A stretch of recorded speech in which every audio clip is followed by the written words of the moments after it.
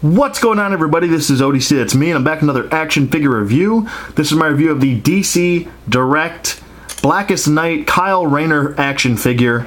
And this was, at the time, DC Direct, and before they switched their name to DC Collectibles. So, this is a much older figure. This is a, for me, it's a DC, I'll just say DC Direct, DC Collectibles, Holy Grail figure for me. I am a huge Kyle Rayner fan.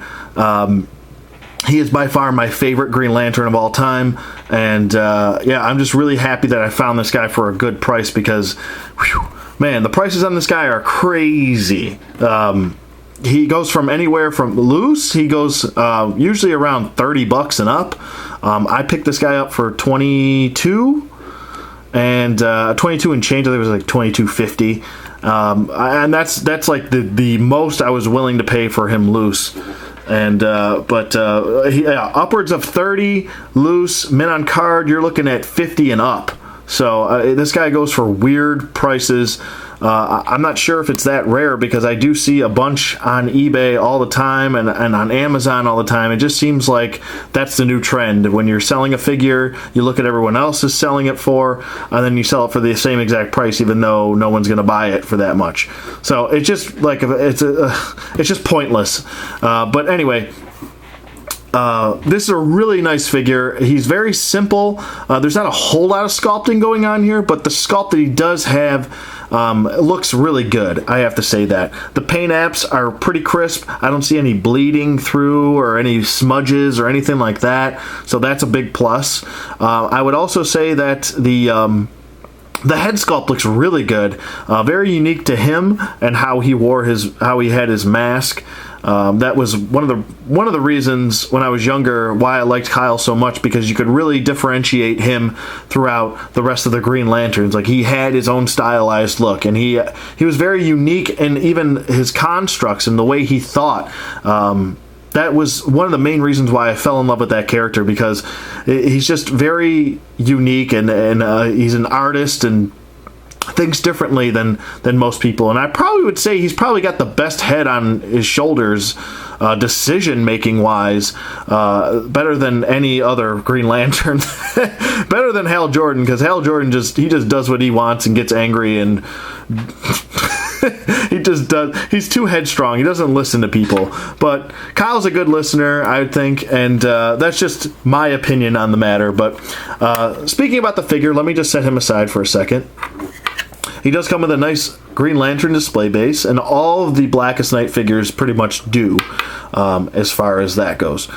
So there's that, and he does come with his Green Lantern. So there you go, his battery charger. There is actually a translucent plastic inside, so if you shine light through, you can see through the Green Lantern. So I think that's really cool. It's a nice little touch. So that's pretty cool. Bringing him back in here. Just talking about him, he's, like I said, he's not the best articulation-wise, but his sculpt really does make up for it. He's under one of those old-school DC Direct figures that are very statuesque. Like, a lot has changed within the last 2 to 3 years with DC Collectibles, and you could definitely tell here. I mean, I believe this line was released in, oh boy, when was it? I want to say 2009, I think? 2010? I gotta check the box. Let me just check the box. I think it's like 2009. Pretty sure. Are you gonna stand, Kyle? Come on, stand.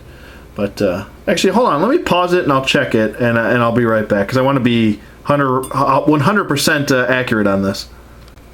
Okay, so it was 2009 that these were released. So I just had to double check. So I just wanted to make sure.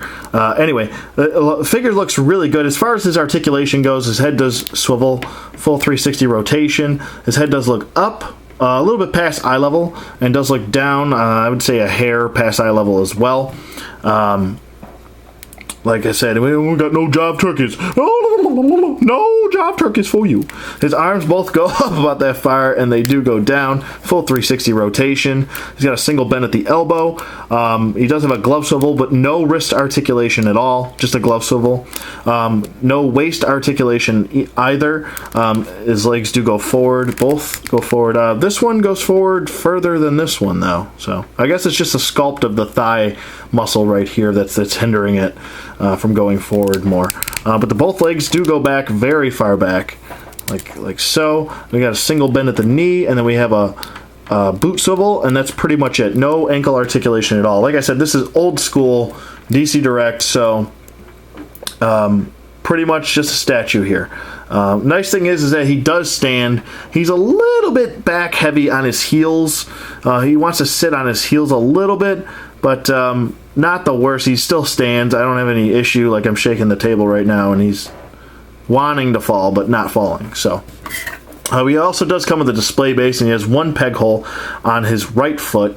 So he just kind of bloop, pops right in there, and bam, he stands perfectly. So no issue there. And he can actually hold his lantern. There we go. Like so. Boom, just like that. So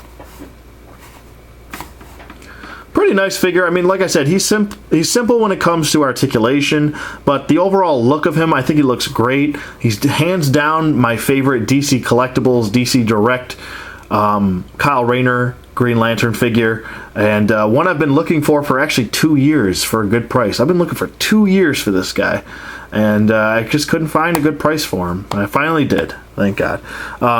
One thing I think they could improve on was the sculpting of the ring. I just think, you know, I mean, if you're a Green Lantern, you should at least have a sculpted in ring. And I'm just gonna, as a comparison, I'm gonna bring in the DCUC Kyle Rayner and just to show you, there's actual sculpted lantern in on his ring finger, or on his middle finger, excuse me. No sculpting there. It's just kind of like a green dot, which I was expecting a little bit better from DC Direct. I mean, even at the time, I mean, their go-to thing is sculpt. If you're not going to give us articulation, then at least give us sculpt. And I feel like the ring is lacking that. So would have liked a little bit more from that. But as far as I would say paint apps, this is the much better version to go for if you're going to compare the two. But articulation, hands down, he's going to wallop this guy. So I mean, there's differences there. But I like both. Both are really good figures. So if you haven't picked them up, you can. And if you want to check out the review, you can. It's in my video library. So there's that. Yeah, other than that, I think he looks really good. I would definitely recommend this figure, but for the right price, I wouldn't really go into the 30s for this guy. I understand that he's rare, and I use annoying bunny ear quotation marks, because I just don't think he's really that rare. I just feel like people want to jack up the price because they can. So that's just me. That's my opinion. Like I said, I wouldn't go over spending $30 for this guy, especially loose. I think that's crazy. Mint on card, I'd try to spend around the $40 range. If you can find him for $40 mint on card, I think he might be worth that. But maybe 35. I might say 35. He's worth it mint on card. But good luck finding him for that price, because everyone just piggybacks off of everyone else on eBay. Makes no sense. Anyway, that's a different discussion for a different time. As far as this figure goes, I think he's a really good, solid figure, and I would totally recommend him. But that's pretty much it for me. I don't think there's anything else really to say about this guy. He's a solid figure, comes with a nice display base and a nice little accessory. So that's pretty much wrapping it up here for me. Let me know what you guys think in the comments below. Thank you for watching as always, and I'll see you guys on the flip side.